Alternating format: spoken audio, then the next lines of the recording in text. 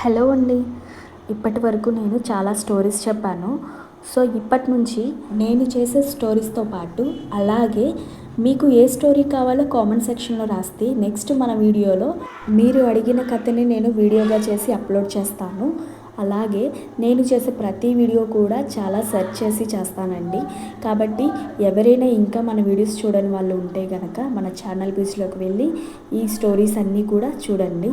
అలాగే మీకు ఏ వీడియో కావాలి, ఎవరి కథలు తెలుసుకోవాలి, ఎలాంటి కథలు తెలుసుకోవాలి అనుకుంటున్నారో కామెంట్ సెక్షన్లో రాయండి.